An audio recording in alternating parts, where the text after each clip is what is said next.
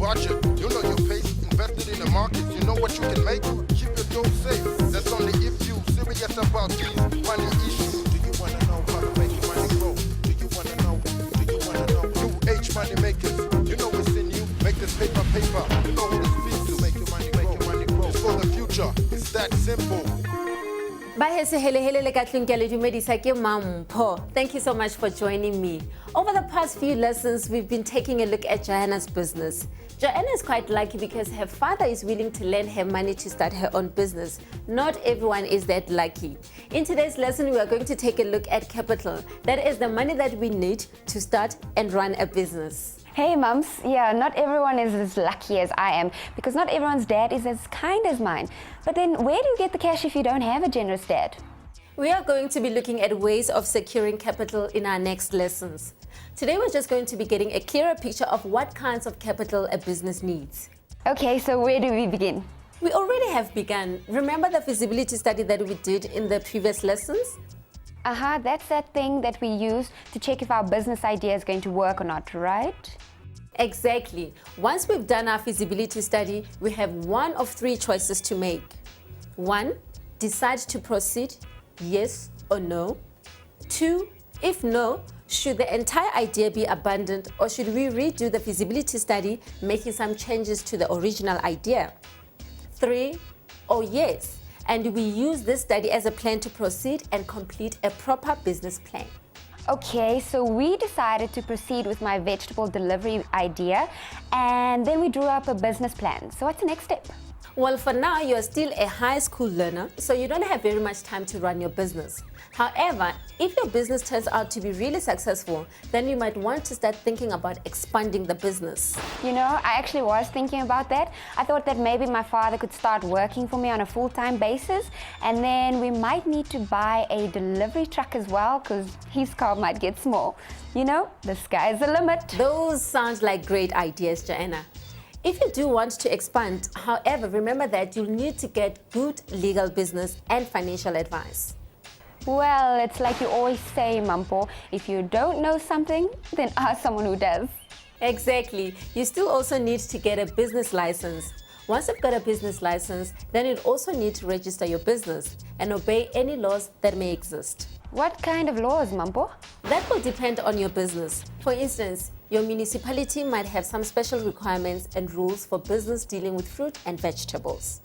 Okay, I get it. So it's like they might tell you not to keep your vegetables near paint and chemicals, something like that? Exactly. Now, once you have done all of these things, then you need to find capital that you'll need to either start or grow the business. Whew, and I can see that truck is going to cost me a fortune.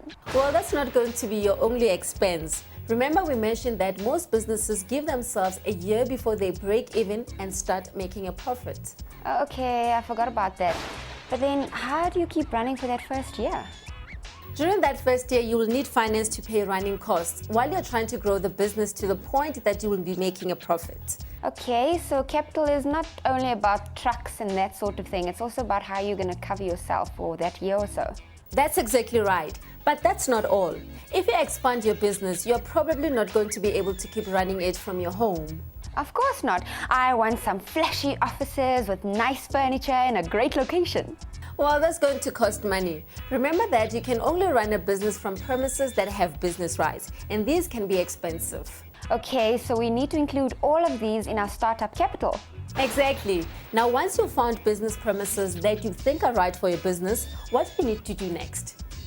Well, I need to buy some nice furniture, probably some office equipment like fax machines and computers and things. And I might need one of those cute little pickup things, you know, to pick up crates and stuff like that.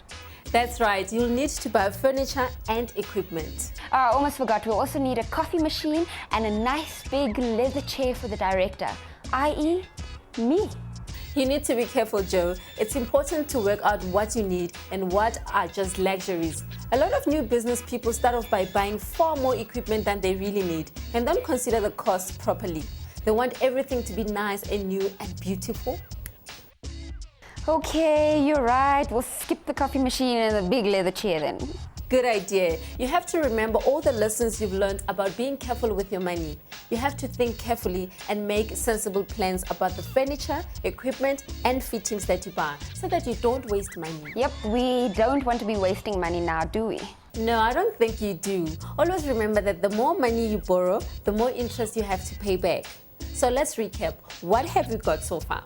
Okay, let's see. We've got our business license, we've got our capital, we've got our business premises, we've got our furniture, fittings, and equipment. Okay, we're ready to roll. Not quite, Joanna. We still need to think about employing people to assist you. Oh, of course, I completely forgot. We can't have a business if we don't have any people to employ. Remember that before you can start employing people, you need to be absolutely sure of the jobs that your employees will do and what you'll pay them. And most importantly, you need to be 100% sure that you can pay salaries before you start employing people. Of course, I'd hate to employ people now and then a couple of months down the line, I need to retrench them or something like that. So what's next?